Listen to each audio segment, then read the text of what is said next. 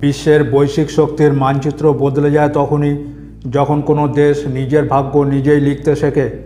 দশকের পর দশক ধরে ভারতকে বলা হয়েছিল তোমরা জেট ইঞ্জিন বানাতে পারবে না এবং এই প্রযুক্তি কখনোই তোমাদের হাতে আসবে না এবং এই ইঞ্জিন ছাড়া তোমাদের 5th জেনারেশন ফাইটার জেট কখনোই আকাশে উঠতে পারবে না। কিন্তু হঠাৎ পুরো বিশ্ব থমকে গেল। বিশ্বের অন্যতম বিখ্যাত জেট ইঞ্জিন প্রস্তুতকারক ফ্রান্সের সাফরান ঘোষণা করলো ভারতকে আমরা দিচ্ছি 100% জেট ইঞ্জিন টেকনোলজি ট্রান্সফার।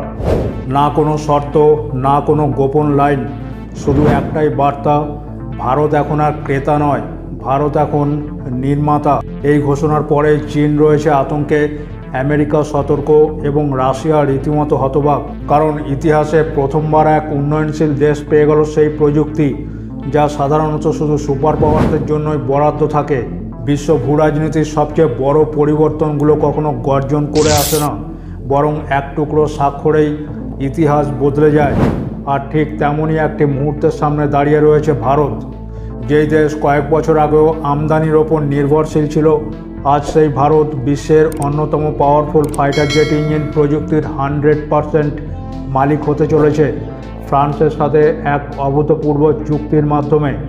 ফরাসি মহাকাশযান নির্মাতা সাফরান তাদের ফাইটার জেট ইঞ্জিন প্রযুক্তির 100% ভারতে হস্তান্তর করতে সম্মত হয়েছে, যার মধ্যে রয়েছে গুরুত্বপূর্ণ হট সেকশন প্রযুক্তি, যা ভারতের indigenous 5th generation fighter jet এমকা অর্থাৎ অ্যাডভান্স মিডিয়াম কমব্যাট এয়ারক্রাফটে ইন্টিগ্রেট করার জন্যই ডিজাইন করা হবে।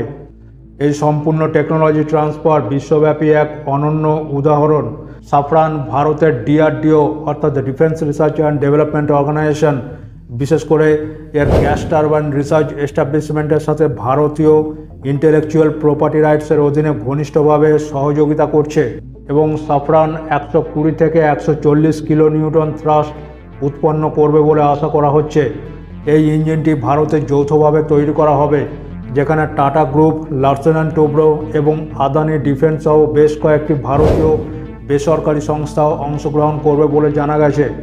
প্রায় $7 বিলিয়ন ব্যয়ের এই পরিকল্পিত কর্মসূচির লক্ষ্য হল আগামী 10 থেকে 12 বছরের সময়সীমার মধ্যে 9টি প্রোটোটাইপ ইঞ্জিন তৈরি করা, যার মধ্যে 2028 সালের মধ্যে প্রথম প্রোটোটাইপ ফ্লাইট টেস্ট এবং 2035-এর মধ্যে ফুল ফ্লেজড প্রোডাকশনের আশা করা হচ্ছে। তাছাড়াও সাফরান ভারতে M88 ইঞ্জিনের জন্য একটি অ্যাসেম্বলি লাইন স্থাপনের সম্ভাবনার বিষয়ে সম্মতি হয়েছে এবং এই M88 ইঞ্জিনটি রাফায়েল জেটের ইঞ্জিন পাওয়ারের অবিচ্ছেদ্য উৎস। বর্তমানে ভারত যুদ্ধবিমান ইঞ্জিনের জন্য বিদেশি প্রযুক্তির ওপর ব্যাপকভাবে নির্ভরশীল। যদিও ভারত মেক ইন ইন্ডিয়া প্ল্যাটফর্মের ওপর ভিত্তি করে কাবেরী ইঞ্জিন প্রোগ্রামকে ব্যাপকভাবে আপডেট করছে, কিন্তু এই ইঞ্জিনটি প্রয়োজনীয় থ্রাস্ট তৈরি করতে অক্ষম। তাই এই সন্ধিক্ষণে ভারত ফ্রান্সের এই চুক্তিটি একটি গুরুত্বপূর্ণ ব্যবধান পূরণ করছে, কারণ জেট ইঞ্জিন প্রযুক্তিকে সামরিক মহাকাশ প্রযুক্তির শীর্ষস্থান হিসেবে বিবেচনা করা হয় এবং স্বতন্ত্রভাবে জেট ইঞ্জিন তৈরির ক্ষমতা সামরিক ক্ষেত্রে সত্যিকারের স্বনির্ভরতা অর্জনের জন্য অপরিহার্য। সাফরান সম্প্রতি হায়দ্রাবাদে লিপ ইঞ্জিনের জন্য ভারতের প্রথম বিশ্বব্যাপী MRO অর্থাৎ মেইনটেন্যান্স, রিপেয়ার এবং ওভারঅল এস্টাবলিশমেন্টকে উদ্বোধন করেছে, যা বাণিজ্যিক বিমান চলাচলের চাহিদা পূরণ করে এবং স্থানীয় মহাকাশ রক্ষণাবেক্ষণের ক্ষমতা বিকাশের জন্য ভারত সরকারের প্রচেষ্টার সাথে সামঞ্জস্যপূর্ণ।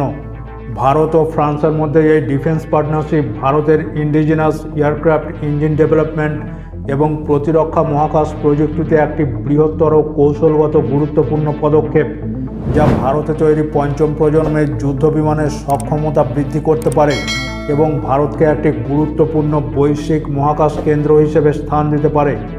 কিন্তু এখন প্রশ্ন হলো, ফ্রান্স কেন 100% টেকনোলজি ট্রান্সফারে রাজি হলো? এখানে রয়েছে ভূরাজনীতির সবচেয়ে বড় টুইস্ট।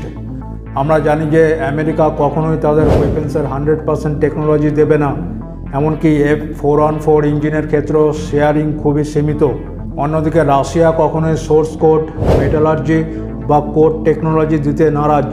তাছাড়া ইউক্রেন রাশিয়া যুদ্ধে রাশিয়ার প্রতিরক্ষা শিল্পের উৎপাদন লাইনের ওপর একটি শক্তিশালী প্রভাব পড়েছে, কিন্তু ফ্রান্সের অবস্থান এখানে সম্পূর্ণভাবে আলাদা। ফ্রান্স ভারতের দীর্ঘমেয়াদী কৌশলগত পার্টনার। ভারত এবং ফ্রান্সের মধ্যে ইতিমধ্যে রাফায়েল ফাইটার জেটস থেকে শুরু করে স্করপিন ক্লাস সাবমেরিন এবং স্পেস টেকনোলজি কোলাবোরেশনের মতো একাধিক স্ট্র্যাটেজিক ডিফেন্স ডিল রয়েছে।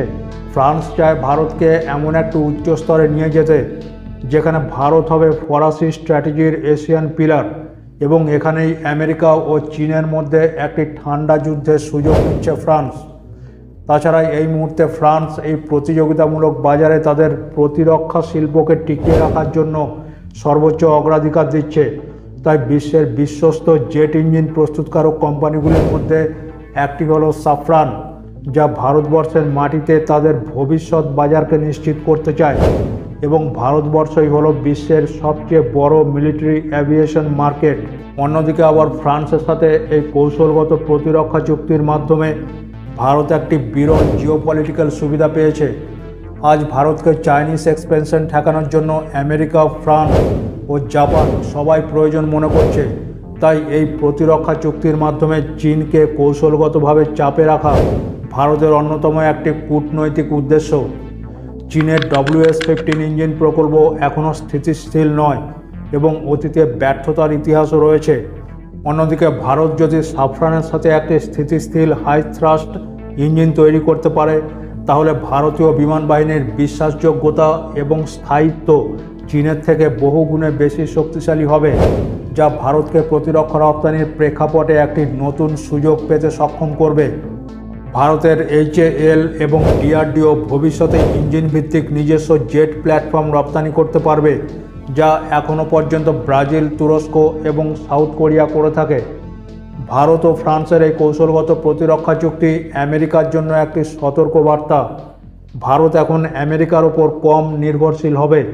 ফ্রান্স ভারতের নতুন স্ট্র্যাটেজিক অ্যাঙ্কার হয়ে উঠছে। অন্যদিকে চীন জানে ভারতের প্রযুক্তিগত উন্নতি তাদের আঞ্চলিক আধিপত্যের বিরুদ্ধে সবচেয়ে বড় বাধা। একটি শক্তিশালী ভারতীয় এয়ারফোর্স মানে লাইন অফ অ্যাকচুয়াল কন্ট্রোলের আধিপত্য সম্পূর্ণ ভারতের হাতে। অন্যদিকে পাকিস্তান রয়েছে গভীর আতঙ্কে, কারণ পাকিস্তান জেট ইঞ্জিন প্রযুক্তির একদম বাইরে। চীন ছাড়া এদের কোনো উৎসই নেই, এবং ভারত জেট ইঞ্জিন প্রযুক্তিতে বিপ্লবের দ্বার প্রান্তে। এই ডিল ঘোষণা করছে ভারত এখন নিজের শক্তি নিজেই তৈরি করবে, আর কেউ তার এয়ার পাওয়ার পলিসি শর্তের মধ্যে বেঁধে রাখতে পারবে না। এই চুক্তি ভারতের প্রতিরক্ষা ইতিহাসে 36টি রাফাল কেনার থেকেও বড় মাইলস্টোন। রাফায়েল শুধুমাত্র একটি জেট, কিন্তু ইঞ্জিন হলো ভবিষ্যতের জেট, ভবিষ্যতের শক্তির হৃৎপিণ্ড। এটাই ভারতের আসল চেকমেট মুভ।